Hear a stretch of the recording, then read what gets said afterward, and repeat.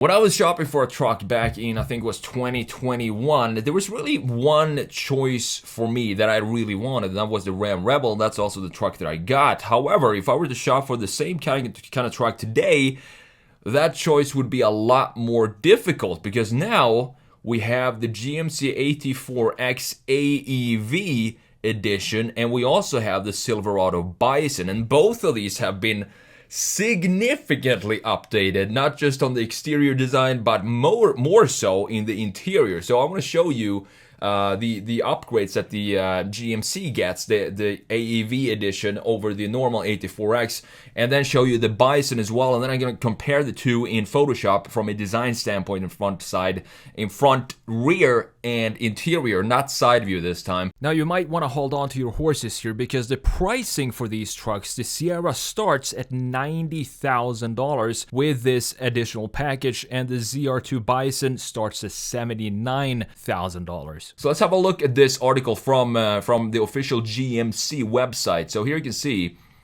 about AEV, and this is a story that I really like. So American Expedition Vehicles, AEV, is a world-renowned premier supplier of quality aftermarket parts and accessories for vehicles geared towards recreational driving and overland adventure travels. President Dave Harrington started modifying vehicles in a one-room garage with a dirt floor in Missoula, Montana. As time passed, Dave began getting recognized for his work, and he found partners in Detroit who could bring OE, original equipment, quality engineering, and manufacturing expertise to his innovative designs. So starting in a dirt floor, one-room garage, and going to partner up with original manufacturers, that's huge, and I love this story. And it also makes the trucks look so much better and more capable as well. Their goal is not just to customize a vehicle, but to improve the vehicle's look as well. Super important to me.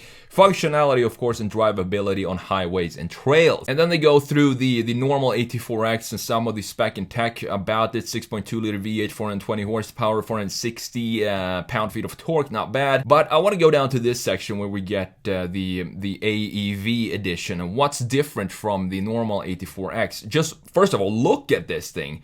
It looks absolutely fantastic. I love these wheels, but more on that later in the video when we jump into Photoshop. We're going to talk more about the design.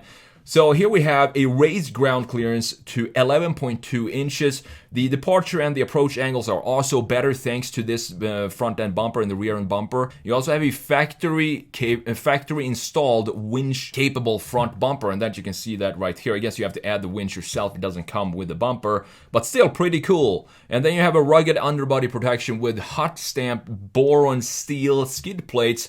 They are 3.5 times stronger than the equivalent cold stamped steel. And they also, of course, help protect the components underneath the truck, such as the front approach gear, steering gear, transfer case, fuel case, and rear differential. And this, I think, makes it into an off-road beast by having the AEV package on the GMC Sierra. I'm going to show you the Bison in just a second, and the changes there as well. One thing that I would like to change, though, is they still stuck with the 33-inch Goodyear Wrangler Territory MT tires, but these 12-spoke designs of the AEV, I think it looks gorgeous. I would love to see 35-inch tires, because I think the 33s still look a little too small for the GMC AT4X. So let's have a look at the Chevy Bison here. Silverado ZR2 Bison. The same company. Look at this. They're doing great right now. I love to see that. American Expedition Vehicles, AEV, same company that worked with GMC. They were under the same umbrella, so I guess it makes sense. The Silverado ZR2 Bison checks all the boxes. Robust stamped steel bumpers, complete underbody protection, a factory-tuned off-road suspension, and locking differential front and rear. Not bad at all. And then you have the same kind of bumper treatment that we have on the Sierra, on the Silverado as well. And it comes with exclusive gloss black 18-inch AEV wheels paired with 33-inch Goodyear Wrangler, same tires as on the Sierra. I do like the Sierra wheels more than this, but again, more on that in a bit when we jump into Photoshop. Another great update for off-roaders is that they're now offering the Duramax diesel in both the Sierra and the Silverado for 2023 and 2024.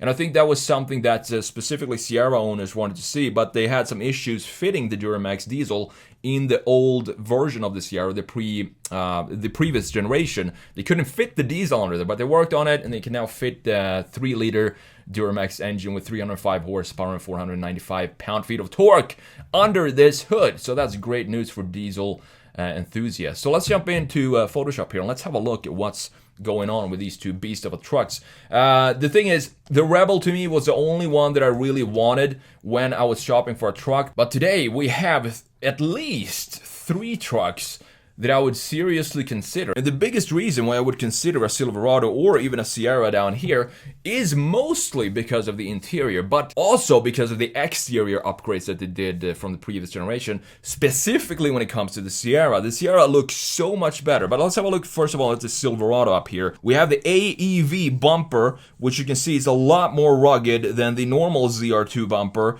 I love the design of this, that it's black and have this coating on it. It looks super cool. We also have this rock slider on the side, and we have brand new face for the Silverado.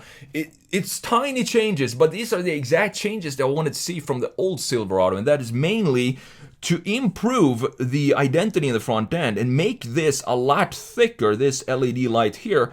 And that's exactly what they did. They created a lot more thicker LEDs in the front end. The previous ones were so thin, like a thin little spaghetti wrapping around this area here. But now it's solid, and you can definitely tell that this is a Silverado coming at you when you look at just the lights. Then we have some positioning lights here. I'm not sure what type of lights these are, but we have some additional lights up there. We have the fog lights down integrated in the bumper beautifully. I actually like it in white, and then we have the black hood piece, the extra ZR2 hood piece right here, kind of contrasting the overall design of this truck. We have the 33-inch tires, which looks pretty good in this case, but I think still it would look better with 35s. These wheels look also pretty cool, but I do prefer the Sierra wheels that I'm going to show you right now. But overall, I really like the Silverado styling.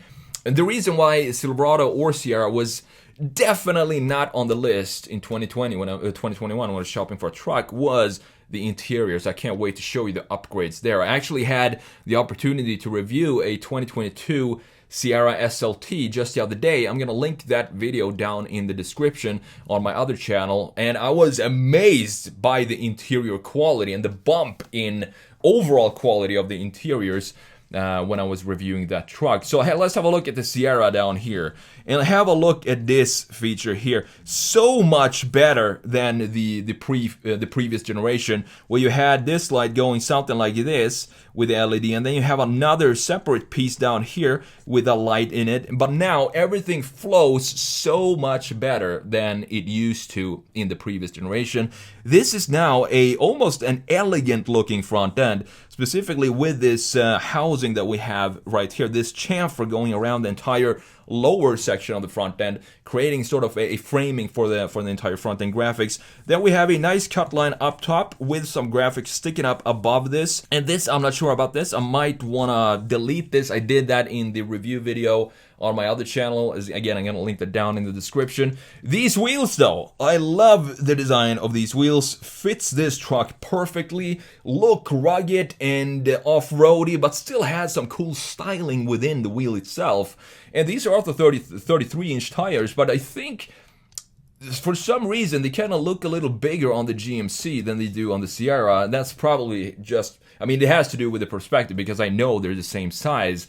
But at the same time, still, I'm going to say it again, I want to see 35s on both of these trucks. So looking at the rear end, it looks like Aev has this trademark where they black out part of the tailgate, and you can see that here on the Silverado, blacked up here, and the GMC has the same kind of blacked out piece right here, which I think looks pretty good. It reduces the height, specifically on these two trucks, because they have so many lines like all over the tailgate, and creating, and what this does is it kind of builds up, stacks on top of each other, just building up this tail end, creating it, making it look super tall. And having this black graphic here kind of reduces that and takes away some of the volume, and I think it looks really good actually. And then we have the Aev rear bumper here as well, looking pretty solid. I think this is actually the exact same bumper that we have on both of these trucks.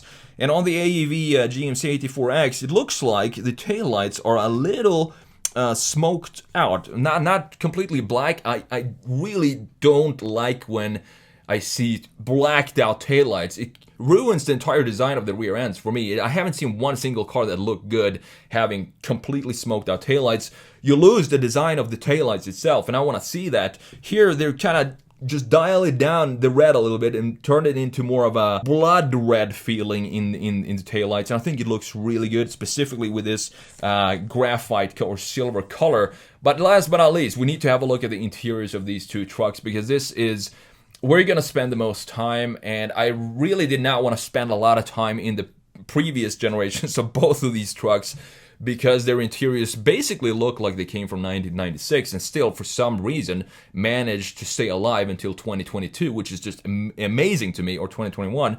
And then they did this update on both of these trucks. You can see that the steering wheel is essentially the same. As I said, these are under the same umbrella, the Chevy and the GMC. But the overall quality, the build quality of both of these interiors is just day and night compared to the previous generation. This is exactly an interior like I want to see in an interior. We have the vents clearly visible both on both sides of the infotainment screen and the gauge cluster here. We have a housing for the gauge cluster, fully digital. I don't mind that at all. It's totally fine. It sits deep within the dash, so it doesn't bother me. We have physical buttons for everything you need quick access to. Same thing in the GMC. It has a little bit of a different styling. I don't really know which one I prefer. Here we have the vents up here, but they're still visible, and they still kind of follow the line of the gauge cluster housing, which I love. And I also like this integration of the gauge cluster in this case. The steering wheel felt super nice driving this truck. Again, the review is down in the description. And we have the controls for the physical controls for everything you need. Same kind of controls here, just a little bit different layout than we have here. For example, you see this strip of buttons are now below the climate controls, while it sits above on the Silverado. So choosing between these two is really, to me, it doesn't really matter which one I sit in. I think both of these, they made such a good job updating the Sierra and the Silverado. Let me know which one you would choose. I'm really interested in hearing that. And would you go for the AEV package, the Bison and the AEV 84X, or would you just stick with the normal 84X and the Silverado ZR2? Thanks for watching, and I will see you in the next video.